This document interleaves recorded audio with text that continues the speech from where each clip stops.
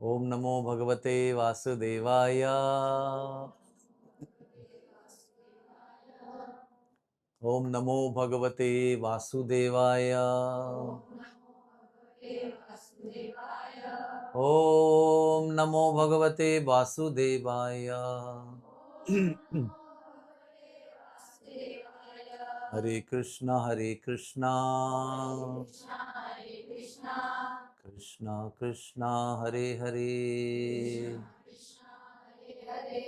हरे राम राम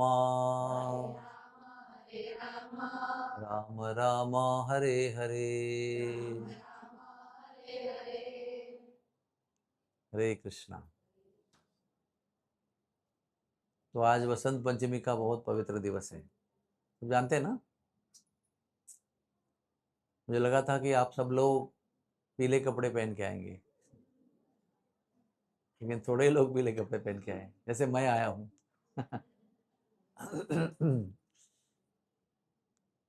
तो बहुत सारी जानकारी तो मैंने पहले लेक्चर में दे दी है।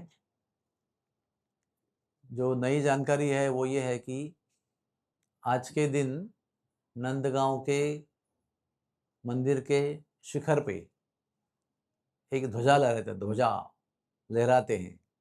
That means they put a flag on the top.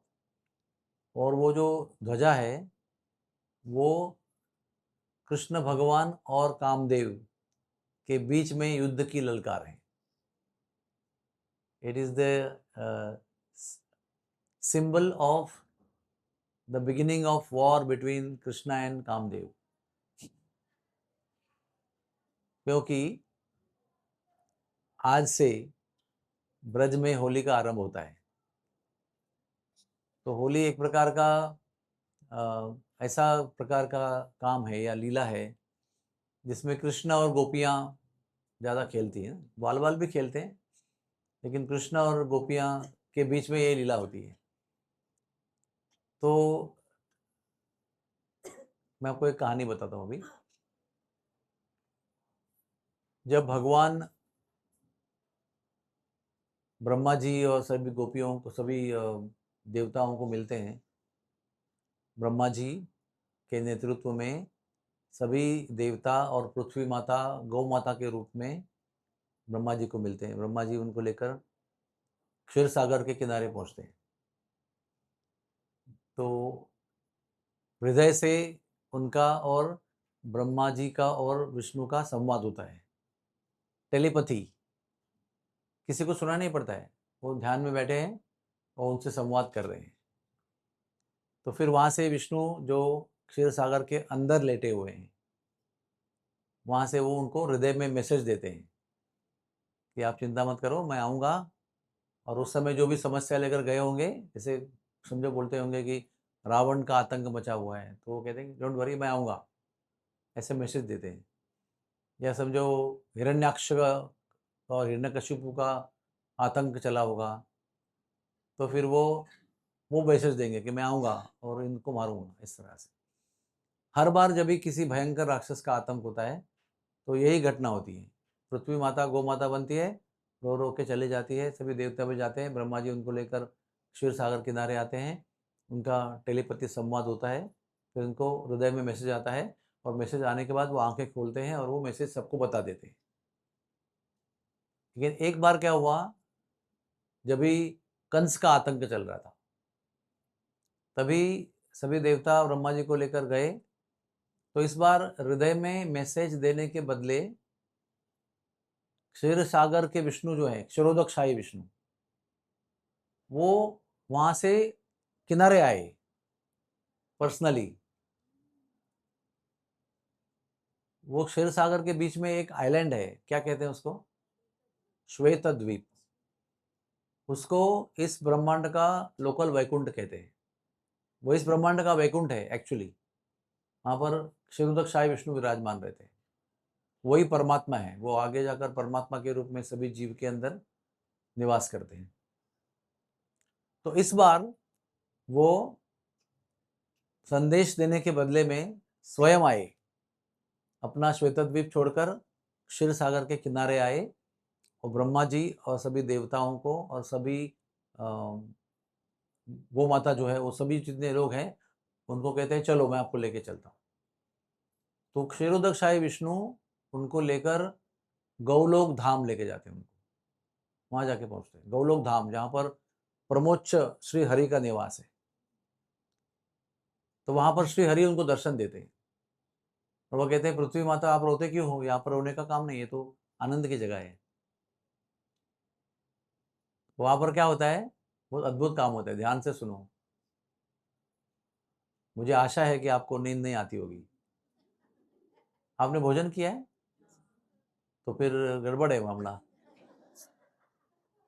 आप मुझसे एक वादा करो कि अगर आपको नींद आती है तो आप खड़े हो जाएंगे, और समझो कभी कभी नींद आती है तो पता ही नहीं चलता है, तो बाजू वाला आपको बोलेगा और आप नम्रता से खड़े हो जाएंगे, क्योंकि जैसे ही ये घटना घटना होगी, मेरी कथा का जो है ना, क्या कहते हैं, पात्र बंद हो जाएगा, कथा विल बी स्टॉप्ड। क्योंकि कथा कब चलती है, कब चलती है बताओ, जब कोई सुनता है। तो सुनने वाले का दुकान बंद होता है तो कथा वाले का दुकान भी बंद हो जाता है।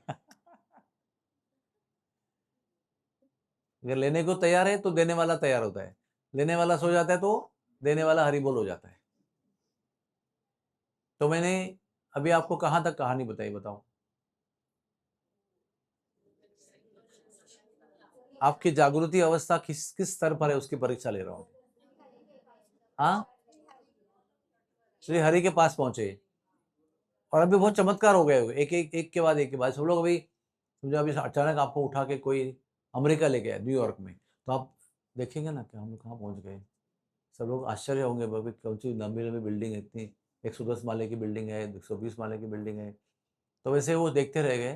तो अचानक वहां से क्या हो गया, मुझे सीक्वेंस बराबर याद नहीं होगा, लेकिन प्रभु रामचंद्र वहां पर आए, लक्ष्मण, सीता, हनुमान, पूरी वानर सेना, जाम्बुवंत, अंगद, नल, नील के साथ पूरा जो राम दरबार है, पूरा, इतना सा नहीं पूरा, वो सब प्रकट हो गए, वहां पर आए और श्री हरि के शरीर में विलीन हो गए।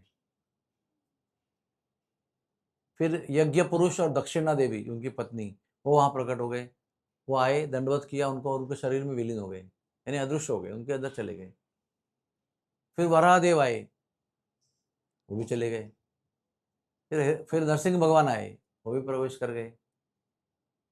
इस प्रकार के जितने भगवान के अवतार हैं, 10 नहीं 24, क्योंकि भगवान के एक दशावतार है, एक 24 अवतार है ना, उसके अंदर वो दत्तात्रेय भी आते हैं, वो सारे लोग आ गए उधर एक एक करके एक बार, और ये सभी देवताओं के आंखों के सामने विलीन हो गए।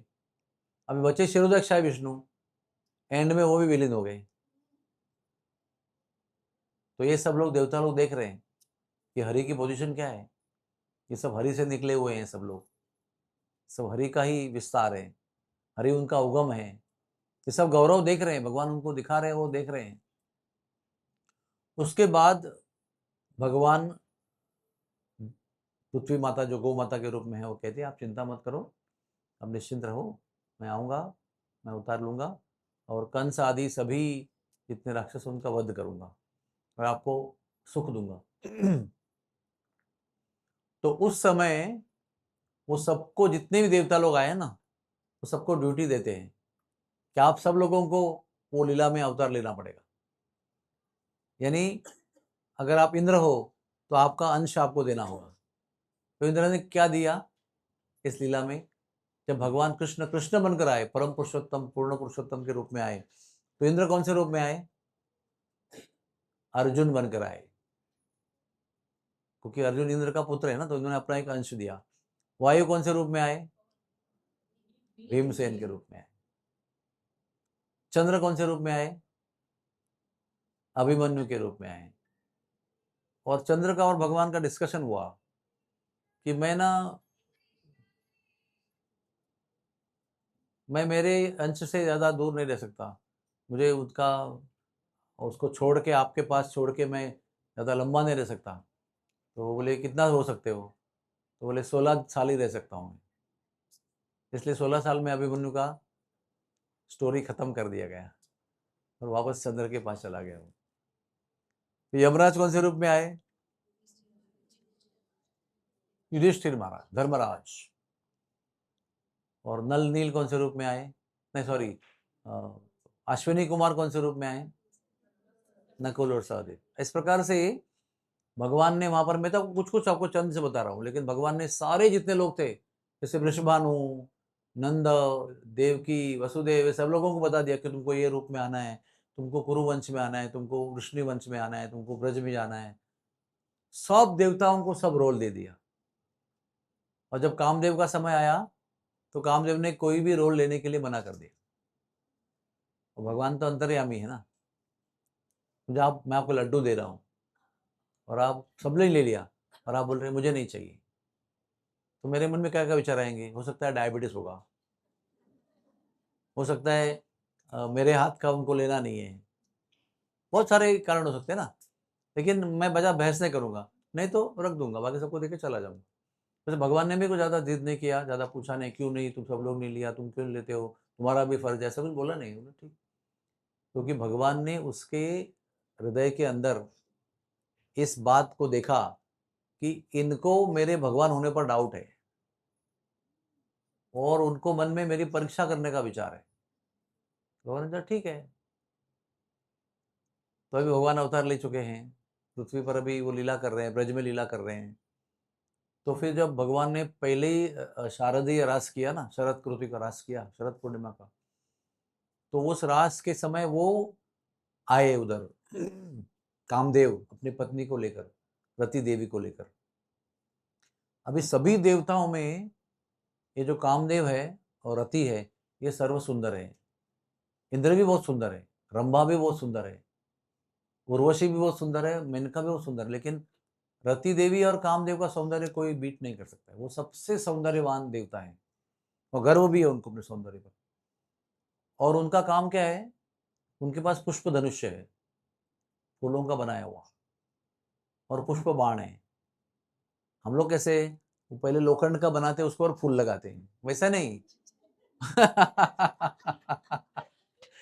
हमारे ड्रामा में जब एक फूलों का बाण दिखाना है तो हमको पहले लकड़ी का या ऐसा कुछ बनाना पड़ेगा ना, उसके ऊपर हम लोग उसको बनाएंगे, बाद में देखेगा कि फूलों का ही है। ऐसा नहीं है, फूलों का ही धनुष्य है और फूलों का ही बाण है।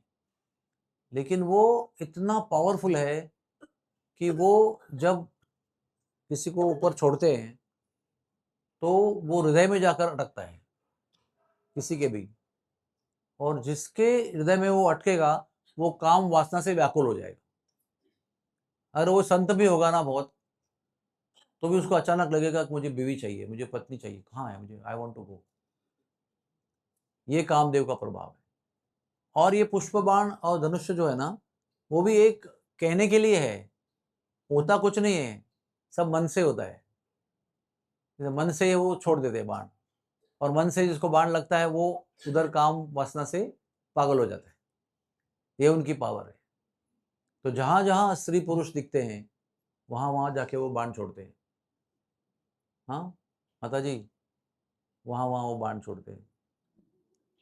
तो इस प्रकार से आ, अभी वो आ गए उधर, रासलीला चल रही है, तो वो क्या देखते हैं, वो जगह हमारे ऑफिस के बाजू में है। हमारा ऑफिस है ना, ऐसा टर्न करके राइट लोगे ना, सीधा हो गए तो इस्कॉन से हमारा ऑफिस आएगा, तो वहां से राइट टर्न लोगे, तुरंत वो जगह आएगी, मदन टेर नाम है उसका।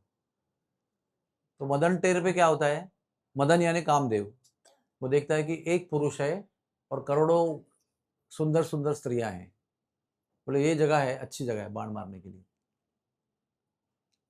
तो उसने अपना पुष्प धनुष्य के पर पुष्प बाण जो है वो ताना, कसा उसको। और जब हम धनुष बाण लेते हैं ना, तो उसको नेम करना पड़ता है ना कि भाई इनको मारना है तो उनको मारना है। तो कृष्ण के मुख पर ऐसा एम किया, तो हमको वो जो बाण का जो नोक है ना, टोक, वो मिलाना पड़ता है उसके मुख से, है ना, तो फिर उसको उधर पहुंचेगा वो। तो जब वो मिलाने के लिए कृष्ण के मुख को देखते हैं ना, तो कृष्ण के मुख के सौंदर्य को देखकर ये इतना भाव विभोर हो जाते हैं, इतना भाव विभोर हो जाते हैं। कृष्ण वहां कुछ नहीं कर रहे हैं, कुछ डिफेंड कर रहे हैं, कोई और अस्त्र चला रहे हैं, ऐसा कुछ नहीं, वो अपना अपना लीला कर रहे हैं। तो केवल उनके मुख कमल का सौंदर्य देखकर कामदेव वहां पर उनके पहले उनके हाथ से वो दोनों धनुष्य बाण फिसल जाते, पकड़ ही नहीं सकते इतना। जब भी हमारे भावना से हम वश होते हैं ना, तो 1 ग्राम का वजन भी उठा सकते नहीं, ऐसे गर्भ गलित कहते हैं, मतलब शक्ति नहीं बचती, पूरा गल जाते हैं। उसके बाद में कामदेव और रति देवी दोनों पिघल गए, वहां पर अस्तित्वहीन हो गए। इस तरह से मदन टेर में भगवान ने कुछ भी ना करते हुए कामदेव को परास्त कर दिया। भगवान को युद्ध नहीं करना पड़ा उनके साथ में।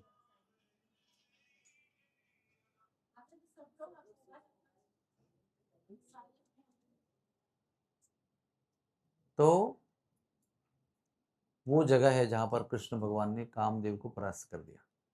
यानी युद्ध भगवान ने नहीं किया, लेकिन कामदेव ने युद्ध करने का प्रयास किया और बिना कुछ किए वो परास्त हो गए, पिघल गए वो। ऐसे एक बार वो शिव जी के पास गए थे, बोले इनको एक बार करना है इलाज।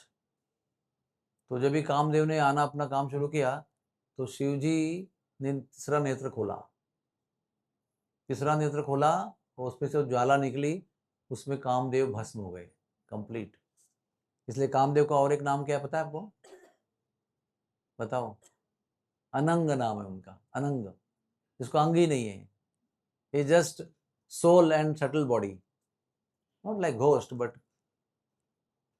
तो इनका एक नाम है अनंग। इसलिए हम लोग जो गायत्री में जपते हैं, वो लास्ट में भी एक नाम आता है उसमें, वो कामदेव का, काम गायत्री कहते हैं उसको। तो कामदेव बहुत पावरफुल है। कामदेव के वजह से ये भौतिक भौतिक दुनिया जो है वो एग्जिस्टेंस में है क्योंकि वो सबको बांध के रखते हैं, विद्ध विद्ध कहते हैं उसको, विद्ध करके रखते हैं। काम विद्ध यानी काम वासना के प्रभाव से सब लोग हम लोग परेशान हैं, इसलिए यहाँ अटके हुए हैं। काम येष क्रोध येष रजोगुण समुद्भवा। हाँ, सबसे बड़ा शत्रु जो है वो ये है दुनिया का। और ये शत्रु को हम लोग गले लगा के बैठे, इसलिए यहाँ पर है। उसको छोड़ देंगे तो जा सकते हैं हम, लेकिन उसको छोड़ते नहीं है। तो शराबी, एक शराबी था, वो बार बार एक साधु के पास आता था, महाराज शराब छुड़ाओ, महाराज शराब छुड़ाओ। तो रोज महाराज सुनते थे, कुछ बोलते नहीं थे। तो बहुत बार आया वो, महाराज शराब छुड़ाओ, कुछ कृपा करो, शराब छुड़ाओ। तो एक दिन वो आया, और बहुत समय आया, आने के बाद एक दिन आया, बोला महाराज शराब छुड़ाओ। महाराज तुरंत भागे अपने कमरे से और अपने कुटी के बाहर गए, और उधर एक पेड़ था, उसको जाके पकड़ा और बोला, महाराज बोलने लगे, मुझे इस पेड़ से छुड़ाओ, मुझे इस पेड़ से छुड़ाओ, मुझे इस पेड़ से छुड़ाओ। तो शराबी बोल रहा है, अरे महाराज आपने पकड़ा है उसको,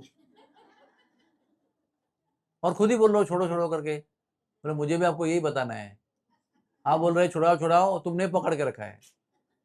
यही बताने के लिए बाहर भाग के आया मैं। बोला ऐसे कैसे समझाऊं आपको? इसलिए मैंने समझाने का प्रयास किया, वो भी समझ गया। उसी प्रकार से हम सब लोग बोलते हैं कि ये काम वासना एक बार छूट जाए ना, तो कृष्ण की प्राप्ति हो जाएगी। कब छूटेगा ये? लेकिन पकड़ के तो हमने रखा है उसको। जब पकड़ के रखा है तो पकड़ाने वाला भी है उधर, है ना?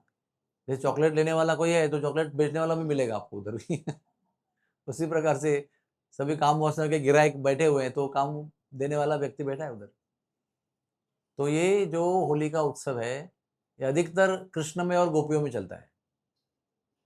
तो कहते हैं कामदेव का ये युद्ध भूमि है, यहाँ पर वो बार बार भगवान को परास्त करने के लिए आ जाते हैं।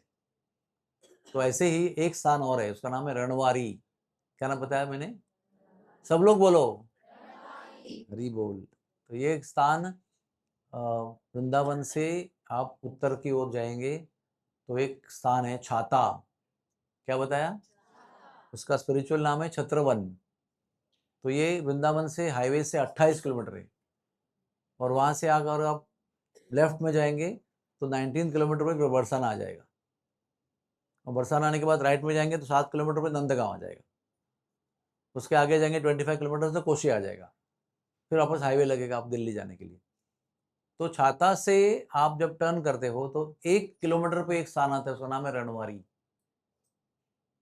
ऐसे ब्रज में हजारों स्थान है, लेकिन लोगों को पता नहीं है, क्योंकि वहां पर कोई इतना फेमस कुछ है नहीं। तो लेकिन हर जगह पे लीला है। रूप गोस्वामी बताते हैं कि you want to know how many holy places are there in Brajbhoomi? 66 billion, 6600 66 billion यानी 6600 कोटि, 6600 कोटि तीर्थ स्थान ब्रज में है, लीला स्थलिया, जहाँ भगवान ने लीला किया है। इसका मतलब कण कण में लीला किया है भगवान ने। 168 स्क्वायर माइल के स्थान में अगर 6600 करोड़ लीला स्थली होगी तो हर एक कण में होगा ना कि लीला स्थली। भगवान का धाम जो है ना वो अनंत है, उसको आप 168 स्क्वायर किलोमीटर के अंदर बांध नहीं सकते। कृष्ण का जो धाम है वो अनंत है, खाली वो कुछ जोग्राफिकल अंडरस्टैंडिंग के लिए उसको 84 कोस, 168 मील ये सब बता के रखा है।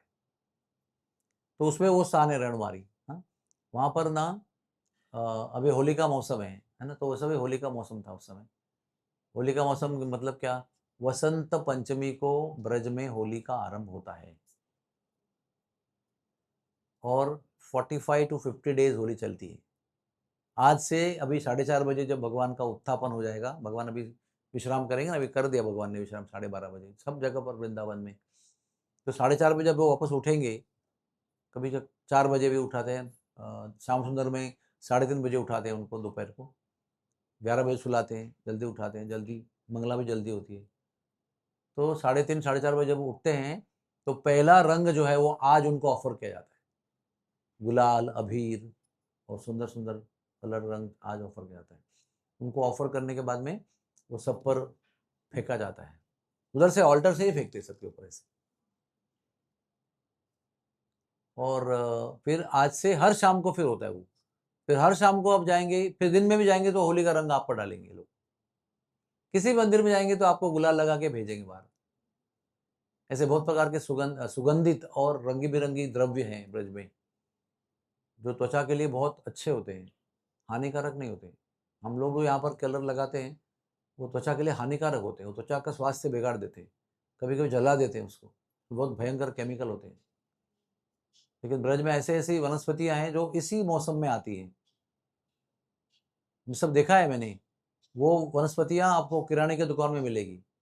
वो सब हम लोग ऐसा वो पालक लेके आते हैं ना, जुड़ी ऐसे पालक लेके आते हैं, माठ लेके आते हैं, वो कई प्रकार के कहते हैं लाजाड़ू, क्या बोलते हैं उसको, मायाड़ू होते हैं, वो सब्जी होती है बहुत सारी, वो सब जोड़ी कैसे लेके आते हैं, वैसे वो जोड़ी लेके आते हैं उसकी, उसके पत्ते निकालते हैं और वो पत्ते डालते हैं गर्म पानी में, उसको उबालते हैं।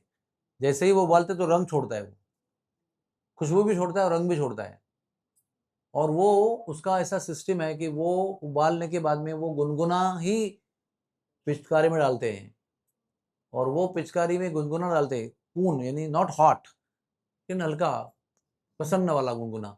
और जब वो आप पर डालते हैं ना तो आपको स्किन में इतना आनंद का अनुभव होता है और त्वचा खिल जाती है, the skin becomes very bright and beautiful. ये सब मैंने स्वयं अनुभव करके देखा है। वो उसमें माता जी वो वो मेटल की पिचकारी होती है, तांबे की होती है, ऐसे प्लास्टिक की नहीं होती है, बड़ी होती है बहुत। वो बाल्टी में डुबा कर उसको, आज हमने हमारे ऑल्टर पे एक छोटी बाल्टी और एक पिचकारी रखी है, आप गौर से देखेंगे तो पता चलेगा फोटो में। तो तो मैं क्या कह रहा था कि ऐसे ऐसे द्रव्यों से एक्चुअली होली खेली जाती है, जिससे स्किन का नुकसान नहीं होता है, त्वचा उभर जाती है, तो तेज प्राप्त होता है। तो ये बात कहाँ से निकली, आज से होली आरंभ होती है, ठीक है। तो उस समय होली का मौसम था और राधा कृष्ण जो है वो, अभी रणवारी नाम तो बाद में पड़ा है, लेकिन उस स्थान में होली खेलने का और मिलने का उनका प्लान था। तो गोपियां जो है वो अपना पूरा रंग वंग लेके, अबीर गुलाल, बहुत प्रकार के रंग होते हैं वो सब लेकर, वो कहते हैं ना, वो कैसा होता है सैनिक, कैसा होता है सैनिक, तो सैनिक जब निकलता है ना तो यहाँ पर एक बुलेट, इधर हैंड बॉम्ब, पीछे ऐसे पट्टा, इधर पट्टा, सब जगह बुलेट, सब सब पूरा, उसको कहते हैं लेस होकर चलते हैं, यानी पूरा लाद के चलते हैं। इधर चाकू, उधर छोटी गन, उसमें बड़ी गन, उसमें बड़ी बंदूक, बंदूक के सामने एक चाकू, ऐसा सब पूरा लेके एकदम हैवी आगे पीछे लाद के चलते हैं, कुछ कमी नहीं होनी चाहिए डालने के लिए। उसी प्रकार से ये चलते हैं गोपी और गोपियाँ, गोप और गोपियाँ। हाँ, उनका एक नाम है, उसका नाम है हुरियारा। सुना आपने कभी, कभी भूलना नहीं इसके आगे क्या बताया मैंने, हुरियारा यानी होली खेलने के लिए तैयार होकर जाने वाला गोप। उसका एक अलग रूप होता है, वो उसका एक अलग पगड़ी होती है। वो पगड़ी बलराम जी का प्रतीक है, और एक ढाल भी होती है, वो भी बलराम जी का प्रतीक है। वो जब लट्ठा मार होता है तो वो ढाल से इसको झेलते हैं, वो बलराम जी है स्वयं। और ऐसा इधर एक पट्टी लगाते हैं, जैसे होता है ना बीमार आदमी कैसे पट्टी डालते हैं मफलर का, वैसे पट्टी बांधते हैं गाले में, यहाँ पर ऊपर एक पेठा लगाते हैं। वो खास बनाया जाता है, 15 दिन तक उसको बनाते हैं। वो फिर अलग अलग रंग बिरंगे कपड़े होते हैं, अलग रंग बिरंगी धोती होती है, वो रोज नहीं पहनते उसको, वो खाली वो होली के दिन पहनते हैं। तो ऐसे ये सारे गोपियां और गोप जो है ना, वो पूरा ऐसे शरीर पर पूरा रंग वंग भर के ऐसा पूरा स्टॉक लेके चल रहे। तो वहां पर पहुंचते हैं उस जगह पर, तो वो रति और कामदेव देखते हैं कि अरे सब लोग अभी ये पुरुष स्त्री लीला करने के लिए आ रहे हैं, मतलब यहाँ पर मेरा बाण मारने का अच्छा चांस है मुझे। तो उसने क्या किया, रति देवी को भेजा, तो रति देवी आप जाकर ना ऐसा एक कुंड बनाना वहां पर, ऐसा कुंड बनाना और ऐसा वातावरण बनाना कि वातावरण में जाते ही आपको काम वासना जागृत हो जाएगी। कभी कभी ऐसे वातावरण होते हैं ना, आपको भी कोई कोई जगह ऐसी होती है ना, कुछ शादी चल रही है और झूला झूला जा रहा है, दूल्हा दुल्हन झूले में बैठे हुए हैं, और वो लोग उनको बोल रहे हैं कि आप थोड़ा पास में आ जाओ, थोड़ा और हाथ पकड़ के बैठो, तो फिर वो कैसा ना एक कामुक वातावरण बन जाता है। वो सुंदर कपड़े पहने हुए सज सज के लड़का लड़की दूल्हा दुल्हन बैठे हुए हैं, सब उनको देख रहे हैं, तो सबके अंदर भी वो एक कामुक वातावरण निर्माण होता है। इसलिए कहा जाता है कि ब्रह्मचारियों को शादी में जाना नहीं चाहिए, क्योंकि वातावरण ही ऐसा होता है कि उनको लगेगा कि मेरा भी हो तो अच्छा है। वैसे इच्छा उत्पन्न होती है कि कितना, देखो कितना आनंद हो रहा है यहाँ पर, इतनी सुंदर स्त्री, इतना सुंदर पुरुष सजा धजा, तो एक जागृत होती है, वातावरण ही ऐसा होता है। और आप ब्रज के वनों में जाओगे तो सब आपको साधु आधा धोती पहनकर तप करते हुए दिखाई पड़ेंगे, आपको लगेगा क्या संसार में कुछ अर्थ नहीं है, ऐसे ही तप करना चाहिए। क्योंकि तप की भूमि है वो। हिमालय में जाएंगे तो ऐसे ही साधु मिलेंगे आपको, गुफा में बैठे हुए तप करते हुए, आपको लगेगा संसार में कुछ नहीं है, सब झूठ है। तो वातावरण भी होता है, तो वातावरण ऐसे बहुत कामुक था। हाँ, तो रति देवी ने क्या किया, उधर जाके एक कुंड बनाया, उसका नाम है रति कुंड, अभी भी है वो। और रति कुंड ऐसा बनाया कि उसका सुगंध, उसका दृष्टि दर्शन, उसका जो भी, और ऐसा मिष्टी यानी एक ऐसा धुंध जैसा वातावरण बनाया कि उसको देख के ही ऐसा लगना चाहिए कि काम वासना जागृत हो जाए। तो ये सब वातावरण उन्होंने रति ने अपने प्रभाव से उत्पन्न किया। देखो हम लोग ना, मैं कितना भी प्रयास करूंगा ना, तो वो रति कुंड के आसपास उस गांव में जो वातावरण निर्माण किया उसका वर्णन नहीं कर सकता मैं। इतना सटल होता है वो, सूक्ष्म होता है। और वो वातावरण बनते ही सारे गोपियों के मन में काम वासना जागृत हो गई। अभी उनका प्रेम तो काम रहित है, वो काम से बना हुआ प्रेम नहीं है, लेकिन फिर भी रति और कामदेव के प्रभाव से वहां पर उनके मन में काम वासना जागृत हो गई। और उसके बाद में कृष्ण कृष्ण जो है वो भी होरिहारा बनकर आए वहां पर, और देखा कि मेरी सारी गोपियां ये इसके प्रभाव में अभी विद्ध हो रही है। तो भगवान ने क्या किया, भगवान ने हर एक गोपी के सामने अपना एक एक रूप प्रकट किया, कुछ नहीं किया। कोई ऐसा कोई मंत्र बोल के ऐसा एक अस्त्र चलाया कि उसका सारा प्रभाव नष्ट हो गया, ऐसा होता है ना वो, ऐसा रामायण में ज्यू, फिर वो ज्यू फिर यहाँ से आएगा एक बार ज्यू, फिर ये जाएगा निकल के, तो वो आपको दिखाने के लिए करते, लेकिन वो सब सूक्ष्म होता है, वो दर्शनीय नहीं होता है। वो ये चला रहा है आग्नेयास्त्र, वहां पर वो पर्जन्यास्त्र चलाएगा तो आग्नेयास्त्र खत्म हो जाएगा, इस तरह से चलता है वो। भगवान ने कुछ नहीं किया, खाली वो जाकर हर एक गोपी के सामने प्रकट हो गए। जैसे ही भगवान हर एक गोपी के सामने प्रकट हो गए, वो गोपियों के मन का सारा काम भाव तुरंत नष्ट हो गया, केवल भगवान के होने से। और रति और कामदेव परास्त हो गए, उनको पता चला कि हमारा सारा प्रभाव इनके केवल होने से नष्ट हो गया, कुछ किया तो है ही नहीं। तो उस जगह का नाम पड़ा रणवारी। तो उस जगह पर कामदेव और रति देवी आके भगवान के चरणों में शरण आ गए, प्लीज एक्सेप्ट अस, हम लोग आपके परीक्षा करने के लिए आए थे, हर बार हारते हैं हम लोग, अभी हम आपको भगवान के रूप में स्वीकार करते हैं, मानते हैं कि आप भगवान हो। तो ये हर रोज चलता है। इसलिए नंदगांव में शिखर पे वो कामदेव के साथ युद्ध की ध्वजा लहराते हैं आज से ही, ऐसा है। तो मैंने आपको 2 स्थान का वर्णन किया। पहला कौन सा स्थान था?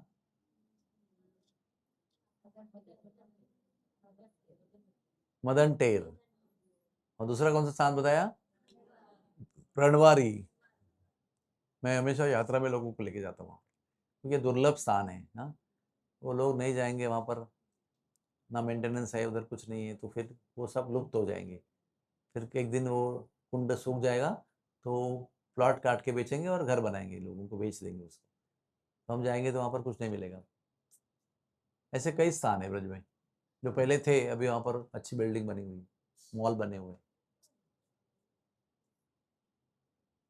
तो हम सब लोगों को पता होना चाहिए कि जैसे कलयुग आगे बढ़ रहा है ना, जैसे कलयुग आगे बढ़ रहा है, वैसे ब्रज जो है वो लुप्त होते होते होते जाएगा। ये शास्त्र का विधान है। It will all disappear. Disappear नहीं होगा, हमारी आंखों से ओझल हो जाएगा। वो डिसअपियर नहीं होगा, हमारे दृष्टि से आपको नहीं दिखेगा वो। और नवद्वीप धाम जो है वो उभर जाएगा, वो और प्रकाशित होते जाएगा। जैसे ही कलयुग आगे बढ़ते जाएगा उतना नवद्वीप और ज्यादा प्रभावित होते जाएगा।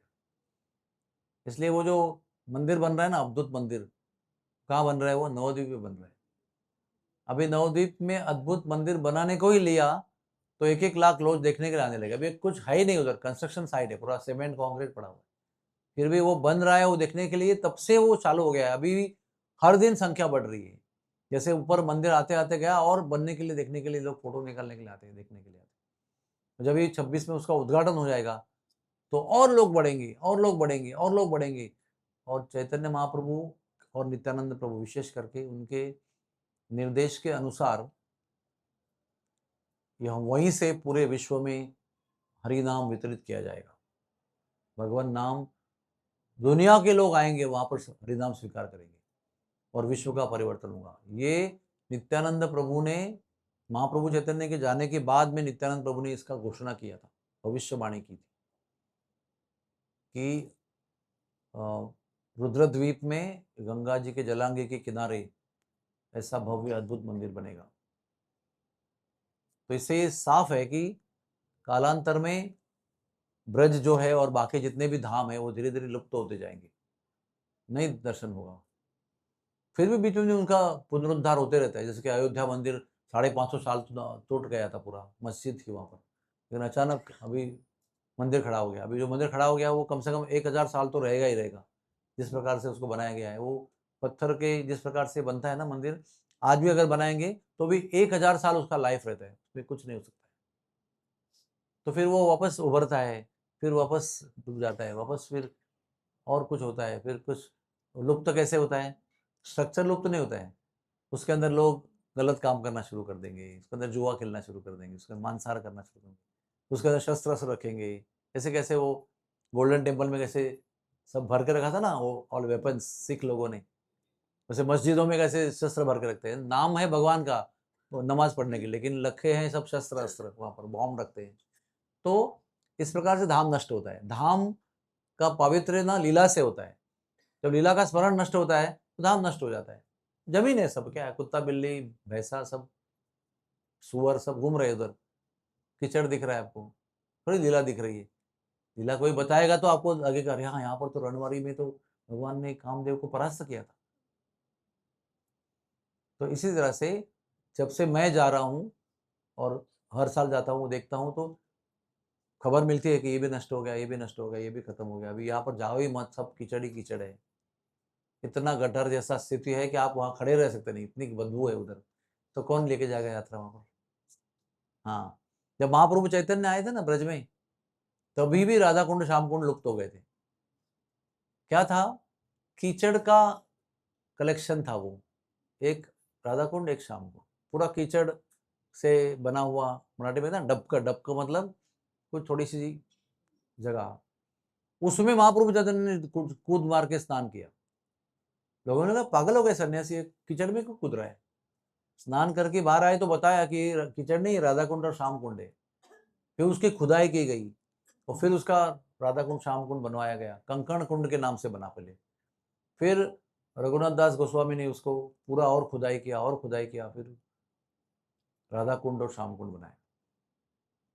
आज भी राधा कुंड का जो पानी की सफाई का काम होता है ना, तो आपको समझो राधा कुंड इतना है और राधा कुंड खाली कर दिया पानी का, तो आपका बीच में और एक कुंड दिखेगा, वो है कंकण कुंड, बराबर चौकोन है उसके अंदर। और उसके आगे विस्तार करके उसको रघुनाथ दास गोस्वामी ने राधा कुंड श्याम कुंड बनाया था। उधर जब भी वो राधा कुंड श्याम कुंड खुदाई करने लगे थे ना, तो हवा में 100 फीट तक दूध की धार लगी हुई थी, फव्वारे, फाउंटेन्स 100 फुट के ऊपर तक जा रहा था वो दूध की धार। कैसे रोका जाए समझे, वो तो साफ सफाई करने के लिए उन्होंने खाली किया था। तो राधा कुंड के अंदर सारे धाम और तीर्थ और जलाशय और नदियां और पर्वत सब विराजमान है उधर। 68,000 धाम उसके अंदर प्रवेश कर चुके हैं जब राधा कुंड बनाया गया था। तो क्षीर सागर भी उसके अंदर है। क्षीर सागर कहाँ है? लोकल वैकुंठ, वो क्षीर सागर भी उसके अंदर है। तो जैसे वो रोड तक पहुंच गए तो वहां से धार निकली है, तो उनको रोकना मुश्किल हो गया। उन्होंने कई सैकड़ों सीमेंट के गोनियां है ना, उसको काट काट कर डाल दिया उसके ऊपर, बंद कर दिया उसको, तब जाकर वो फिर वो वापस उसका जीर्णोद्धार हो सका, रेनोवेशन। तो इम्पॉसिबल था, इतना जोर से धार, और केवल दूध की नहीं बाकी भी फव्वारे थे, इतना प्रेशर है उसके अंदर। हमको लगता है कि ये सब बकवास है, इतने सारे धाम यहाँ निवास कर रहे हैं, इतनी हिंदू लोगों की कथा कैसी बकवास होती है, कुछ सच तो है नहीं उसके, लेकिन सारे स्रोत होते हैं उसके नीचे। ये सब श्रद्धा का विषय है, और श्रद्धा का विषय वास्तव भी है, सत्य भी है वो। तो उसमें क्षीर सागर है, विमल कुंड में क्षीर सागर है, बलदेव में क्षीर सागर है, कामोन में क्षीर सागर है, पेठा गांव में क्षीर सागर है। 5 जगह पे क्षीर सागर विराजमान, जहां तक मुझे पता है। और ये सारे दिव्य स्थान है भगवान। अभी अभी मैं उधर गया था, कपिल धारा तीर्थ में गया था। कहाँ पर है वो बताओ? वो नासिक क्षेत्र में है, कपिल धारा तीर्थ, जहाँ पर कपिल भगवान ने अपनी माता देवावती को दिव्य उपदेश, सांख्य योग का उपदेश किया था। तो वहां पर ये उपदेश सुनने के बाद में माता लिबरेट हो गई, मुक्त हो गई। तो लिबरेट कैसे हो गई माता जी? नदी बन गई वो। पहले मनुष्य देवी थी, अभी नदी रूप में चली गई वो। कपिला नदी नाम है उसका, कपिला नदी। और कपिला नदी फिर आगे जाकर गोदावरी को मिलती है अग्निकुंड के पास, जहाँ पर प्रभु रामचंद्र ने सीता को अग्नि को दिया, और अग्नि की पुत्री छाया सीता वेदवती को ले लिया, और उसका रावण ने हरण किया। वो जो स्थान है वहां पर गोदा कपिला का संगम है। अभी आप देखेंगे ना, वो मंदिर जो है कपिलधारा तीर्थ का, उसके एक स्टेप नीचे जाएंगे तो गौ के मुख से पानी आ रहा है। किसी को पता नहीं कहां से आ रहा है, कितना भी खुदाई करो आपको पता नहीं चलेगा कहां से आ रहा है, लेकिन वहीं से आ रहा है, कांस्टेंट कांस्टेंट पानी आ रहा है। और वो एक छोटा सा कुंड है उधर, उसमें वो गिर रहा है। वो कुंड कभी भी ओवरफ्लो नहीं होता है, दिन रात पानी हजारों सालों से आ रहा है। जितना बार मैं गया वो पानी उसी स्पीड से आ रहा है, ज्यादा कम नहीं होता है, बारिश में ज्यादा, सर्दी में कम, ऐसा नहीं होता है। It is flowing with same speed. तो वो कुंड जो है उसका, और पहाड़ में है वो, नीचे और जाएंगे दूसरा एक कुंड है, उसका नीचे से कनेक्शन है, और वो उससे वो कुंड भरता है। उसमें भी वो गोमुख से ही निकलता है, यहाँ का पानी पहले गोमुख से निकलता है, लेकिन नीचे जाकर भी गोमुख से ही उस कुंड में निकलता है। और उधर भी कंटिन्यूस चल रहा है पानी, लेकिन वो बड़ा तालाब है, उससे 4 गुना बड़ा है, लेकिन वो कभी भी ओवरफ्लो नहीं होता है। उसके अंडरग्राउंड से वो रिवर बनकर अंडरग्राउंड से आगे जाके प्रकट होती है कपिला नदी, जमीन के ऊपर, फिर गोदावरी से मिलती है।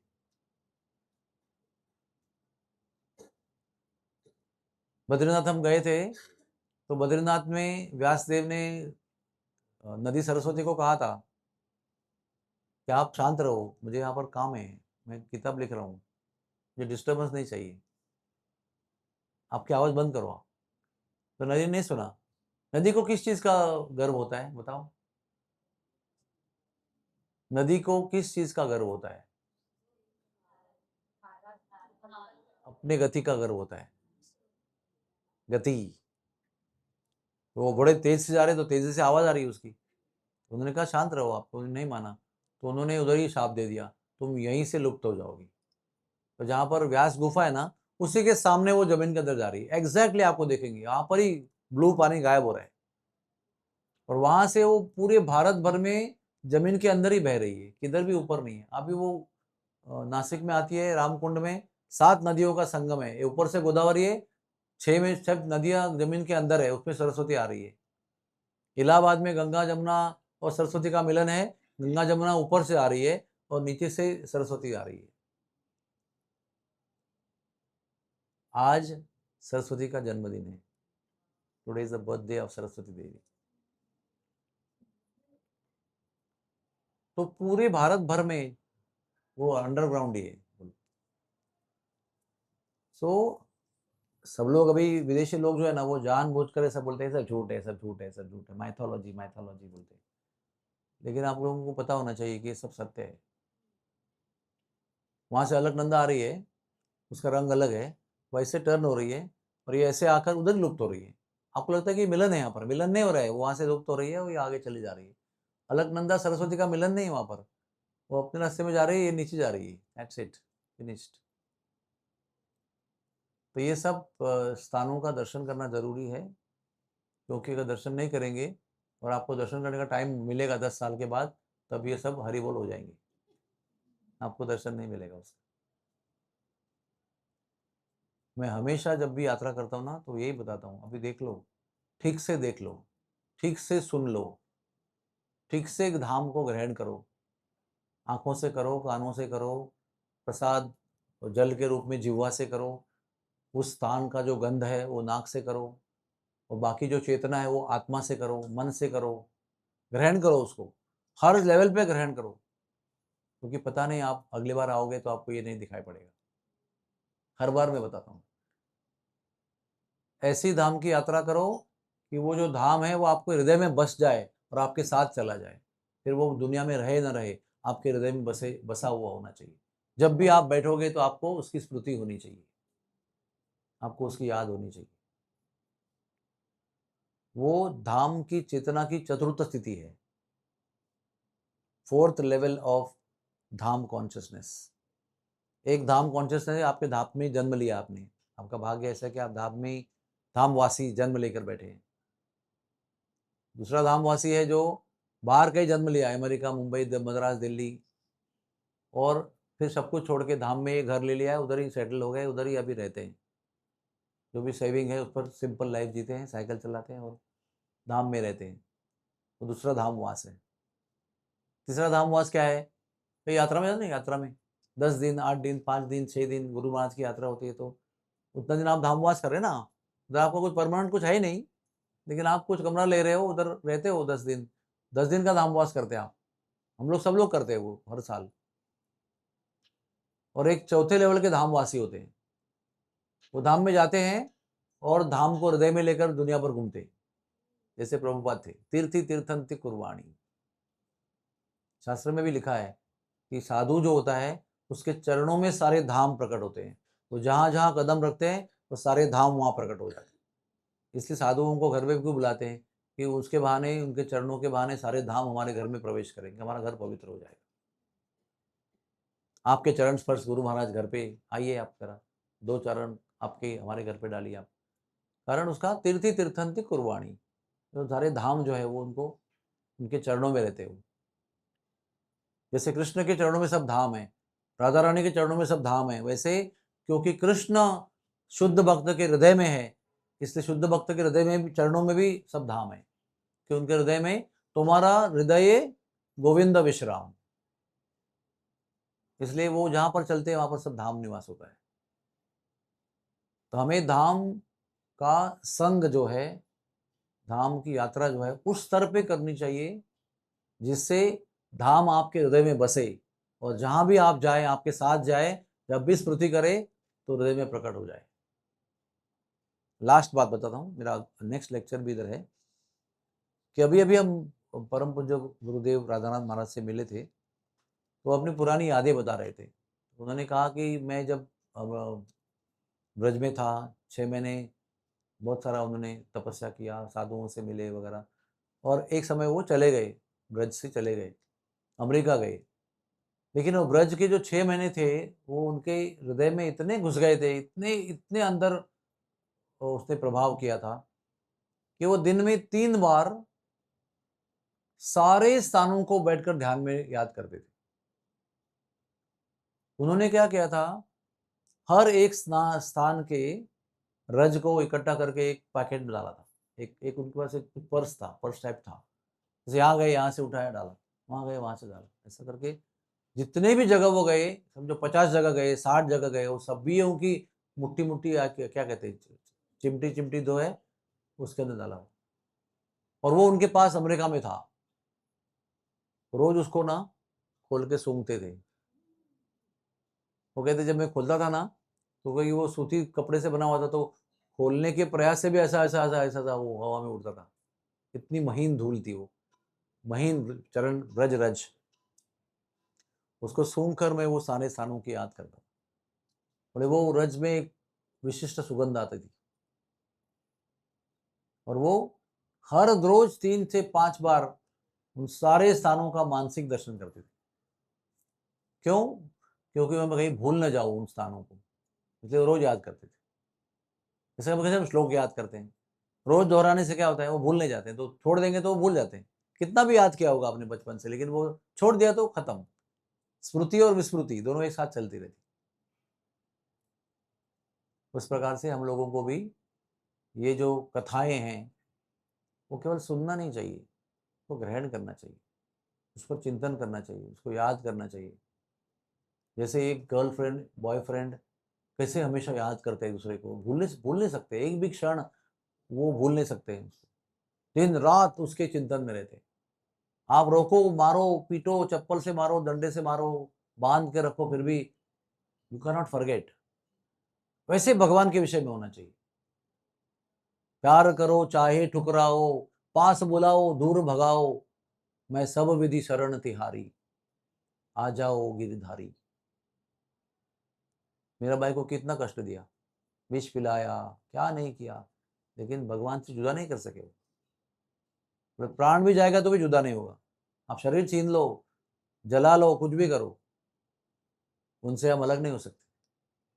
वैसे धाम की यात्रा होनी चाहिए।